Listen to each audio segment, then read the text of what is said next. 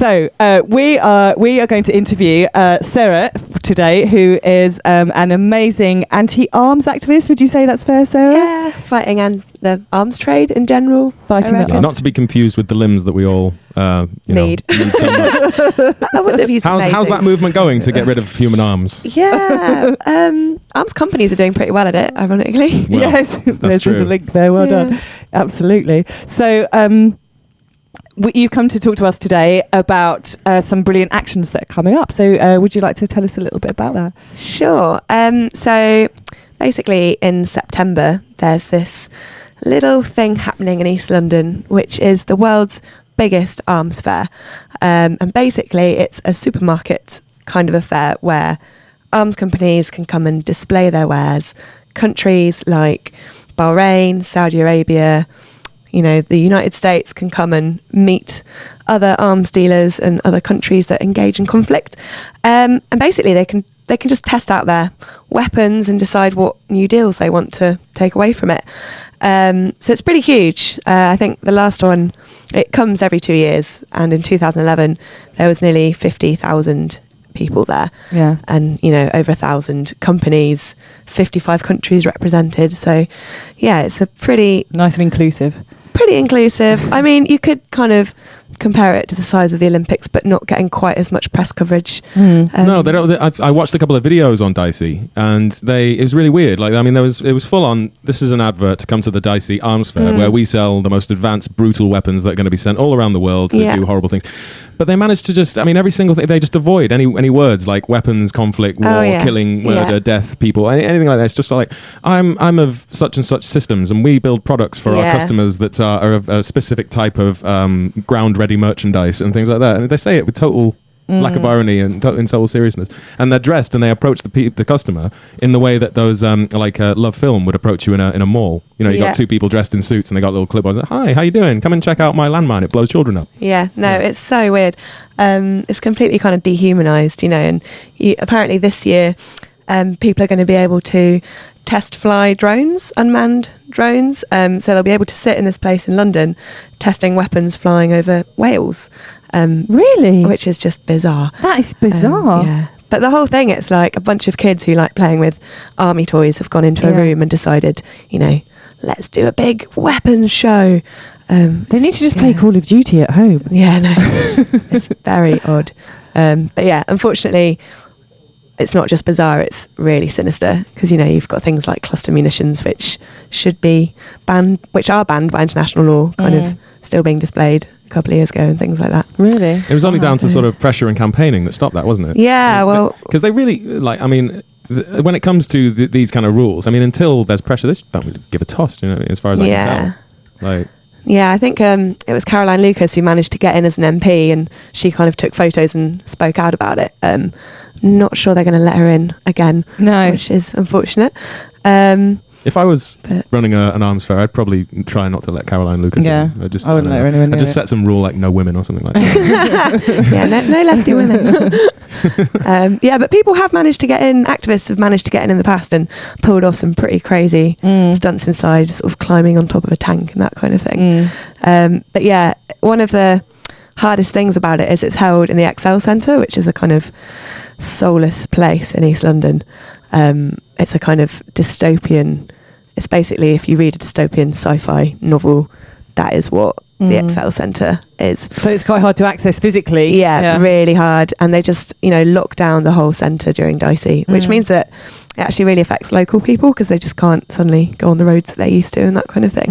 They bring in a warship, don't they? They do, yeah. Just to impress the arms dealers and the buyers. And they look at our massive warship. And they often hold like a kind of smooching dinner on the warship, so you can go and drink fine wine and talk about. And they have like a chill out space and all that. It just doesn't sound true though, does it? Like when we were trying to convince my mum that the police spies out of lives business was true, and my mum was like, "Are you sure they don't actually possibly do this?" That's how it kind of feels to me. Like, is that really? They have a posh dinner and drink champagne on a warship floating down the what? That it's completely bonkers.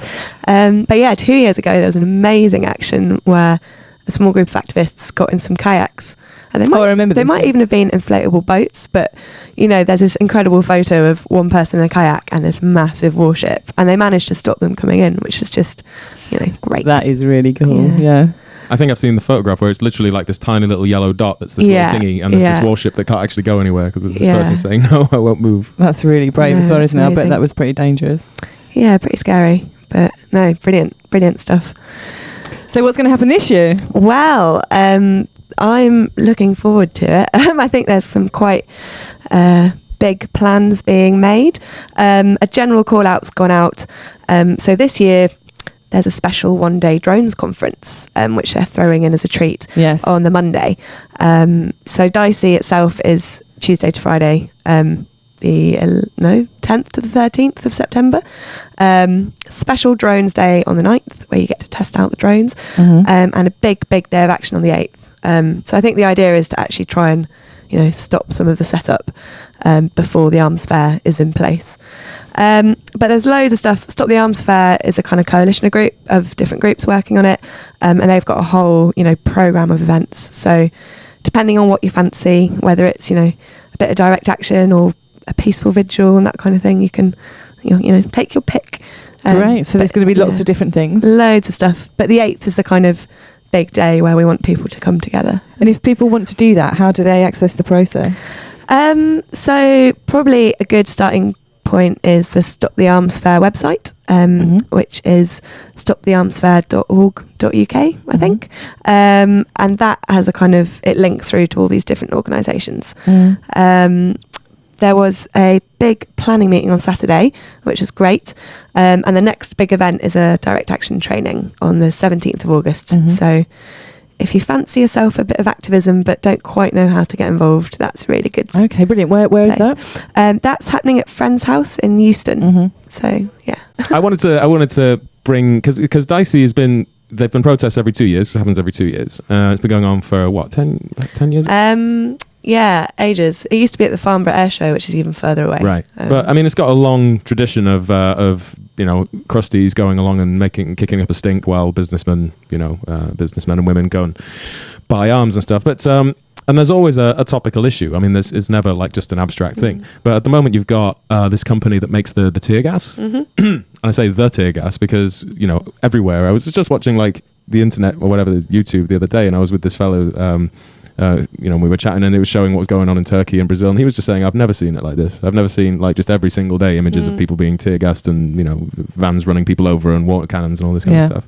But the company that is primarily the maker of all this tear gas that's going around to Turkey is there, isn't it? It is, absolutely, yeah. And it's quite disconcerting because there are some photos from 2 years ago that show the stand, and you've got all these kind of tear gas canisters, multicoloured, lined up, and a big photo of how to use them, which is basically a big crowd of protesters and a load of tear gas. So DSEI is a great place if you want to suppress protest in your country or revolts and democracy in general. Because don't they call themselves non-lethal systems or non-lethal weapons or something like that? It's just they all have these innocuous names, like it's completely rubbish. They would never say like the tear gas people, no. that kind of thing. It's just not gonna but I mean, there's been some astonishing stuff like Bahrain. You've got the government saying, it's great that the people are resisting a tyrant, and then you see the crowd control tanks that are rolling in, provided by Saudi Arabia and made in Britain. So it's so awful, isn't it? Yeah. But DSEI is the place if you want to shoot tear gas or rubber bullets and that kind of thing. But so that's the theme for this year. It's kind of looking at what's happening in these countries resisting oppression by the state and kind of standing in solidarity with them, because so many of the weapons and the countries themselves are going to be here. So I mean, to me, it's like it's not even so much. There's this kind of problem with the sort of because the arms industry and how it fits into the state and the capitalist system is a difficult set of questions. Like where do you put your criticism and what do you say? Okay, this is what I think. But to me, it's like. We could debate about the morality of buying or selling weapons or making them or whatever, or do you sell them to the nice dictator or do you sell them to the nasty dictator and all that kind of stuff. But really, for me, I'm just speaking personally, like you've got these people getting tear gassed and water cannoned in places like Turkey and all of that. It's not really about a moral to me, it's not really about a moral criticism of the people selling it. It's really just about demonstrating to the people in Turkey that people give a shit over here and we're not tolerating it and we know what's going on and we stand with them and things like that. Do you know what I mean? Because I think it can be quite frustrating and almost disempowering in this when you sort of think, okay, how can we get through to these totally indoctrinated military state capitalist war machine people? You know, this is the world they live in. This is normality. You know, like to sell barbed wire, razor wire to these people so people can get sliced up is normal. That's what the world is. Do you know what I mean? So it's a bit of an uphill, but it's not an uphill thing at all to send a message to people just like yourself and somewhere else saying we give a shit about you. We don't approve of what's happening. You know, that's easy. You know, and it means a lot. There's a great film called Not in Our Name. It's just half an hour. And it's about this amazing action in Derry in Ireland where a group of activists went into an arms company building and just completely destroyed their mainframe computer. I mean, it's beautiful. There's scenes of like them chucking stuff out the window because that factory was involved in the weapons that were bombing Lebanon back a few years ago. And it's just an incredible film because these activists go out to Lebanon to meet with some of the families affected, and that's exactly what they say. You know, it was just, for them, it was so important to see that someone gave a shit in the country where these weapons are coming from. What was that amazing action where there was I think it was a group of women that destroyed a bomber? Yeah. What was that? And then they didn't get convicted because the judge sided with them and said they would take so that was the same as these Irish. They didn't get convicted either. That I think was a Trident Ploughshares action. Right. So they caused like millions of pounds worth of damage to a carrier. So you can get these really amazing successes in this area. And actually not suffer too bad legal consequences as well. No, and I mean, I think that's the important thing with any type of campaigning is you kind of have to keep sight of the small successes. So our little coup from 2 years ago is that we found out that the National Gallery, which is a pretty iconic public institution, was hosting the final dinner, or it was hosting one of the dinners for the arms dealers at DSEI. So we found out and, did a kind of creative action, and that was great. But the reason that happened is because Italy's biggest arms company was sponsoring the gallery. So from that one action, we kind of launched a big campaign to get the gallery to reject arms company funding. And then, this contract was up for renewal this October. And a year ago, just before Halloween, which was when the arms company was hosting their next soiree, we'd got an awesome zombie-themed action planned. I mean, I'd been thinking up the thriller choreography for it and I was really excited. Nice. And we got a letter from the gallery saying, we've cancelled our contract with the company. Wow. So, I mean, obviously the arms trade isn't over and it's tiny, but it's a small kind of keeps you going. But that's how these things are achieved. You have to have faith in the ongoing process, I think, definitely. And just trying to kind of discredit it as a legitimate thing, Yeah. I mean, they do go to great lengths to, like we were saying with the YouTube videos, that they know that they have to wrap what they're doing. And there was a guy at a meeting that you and I were both at, and he said the thing that bugged him the most was the obscenity of paradox. Yeah. Where you have this, because when the arms dealers come in and the customers and buyers, they give them a little pack, don't they? Like a commercial. They give them a teddy bear to take home to their kids. They give them a bar of soap that's shaped like a nuclear submarine. They give them all sorts of stickers and weird. Weird little things like that. And they have pretty women walking around, to schmooze them and all this kind of stuff. It's crazy.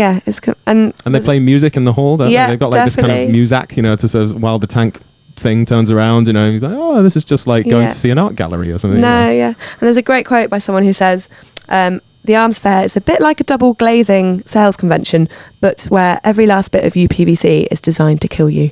And it's exactly that. It's like, this is just a a trade show, but we've got machine guns. It's a trade show with death. They had another action with the Brighton guys. There's that long-standing campaign. You probably know more about it than I do. There's that. Is it an arms factory or something like that? Yeah, the EDO ITT factory. And there's been a long maybe a decade or something like that of people just basically saying, we live in Brighton, we don't want this here, piss off kind of thing, doing actions. And I'm probably going to get this wrong, but I learned this in I think it was a campaign against the arms trade annual conference or whatever at what do you call it? Conway Hall. I was there too. Right, I don't know which one it was. It was probably a couple of years ago, but there was these guys and do you know the one where they were there and they were describing? Yeah. I think I was in that session actually. Maybe. Yeah, that was good. And they were describing how they went in just like the Irish crew who went into that arms company. They went in and they tried to cause some property damage. And the guy who was telling the story was saying, I was in the office and we had calculated they had like 45 minutes or whatever it was, but to get away with it before the alarms brought the police and they would be arrested. And there was a display case missile in the office. Do you remember this? Yeah. There was a display case missile. It wasn't a real missile, it was just a display. And as he was smashing some stuff up, he kind of knocked it and it fell out of the window and it landed on the ground outside. And when the police came, they wouldn't come near the building because they saw this missiles out there and they were just like, no way, we're not going to. So they got an extra however many hours because the bomb squad had to be called out just to open it up and see, oh, it's hollow. It's not a real missile. They kind of like, don't. Yeah, exactly. And it was just like, I can't remember, did they get let off by the jury as well? I think they did, yeah. Because it was similar 3 cases where people have, juries, there's probably more iffy subjects, but juries just faced with this idea of like, look at this Palestinian child, look what this thing did to him, for money. And juries just go, yeah, fair enough. I think that direct link is really key. Yeah. Well, that was the whole substance of their defense, wasn't it? They didn't try and get out of it in a legal way. They just said, look, this is why we did it. Yeah. We're guilty legally, but this is why we did it. And juries were like, yeah. And there's some hilarious, I was in an action once where I was standing on a roof of something where an arms dealer event was happening, and the police were like, it's fine that you're up there, but we're really concerned about your health and safety. And it's just like, what about the health and safety of the people, being bombed by the weapons that are being, it's just a complete, and they try to paint activists with this, brush of they're violent. But okay, and the war, what's going on there? It's weird. It is weird, isn't it? Because if activists got or anybody just got all militant and were like, fuck this bollocks, and threw a brick into the thing, it'd be all over the papers going like, oh, the protesters got so violent trying to put a stop to the arms fair where they were selling tanks and missiles and landmines and things. But it's the same with the squat evictions as well. They show all these terrible, people being violent in the eviction stuff. Not that they are anyway. And if you compare that to the reality of people freezing to death on the street because they have nowhere to sleep, it's like there might be some kind of agenda. Flaw in your analysis. Yeah. That's why we need Chomsky to be the new head, I don't know what you call it, editor of the Daily Mail. I think this is a campaign we have to start. We need to prove to our listeners as well that we read people other than Chomsky as well. Like, he just keeps getting mentioned. Maybe that's because we know people know him. I don't read Chomsky, I just watch him on YouTube. Oh, okay. That's one way of doing it. Fair enough. Do you want me to read him to you? We'll have a sesh. Like a bedtime story. Yeah, exactly. Okay, cool. So I'd like to say thank you so much to Sarah for coming in. Thanks for having me. Thank you. It's amazing to hear about the kind of things you've been involved in. Let's just get it nailed down. The arms fair is when? 10th to the 13th of September. Special drones on the 9th and big day of action on the 8th. Big days of action, and there's a whole network of people gathering to support people who want to come down and get involved. There's Stop the Arms Fair, which is the website. Yeah, that's the one. Stop the Arms Fair, and there's going to be involvement from all sorts of people in Occupy and all this kind of stuff. It's going to be great. It's going to be a mad one. So if you're bored in September and all of that, just come down to London and really irritate some arms dealers. That'd be great.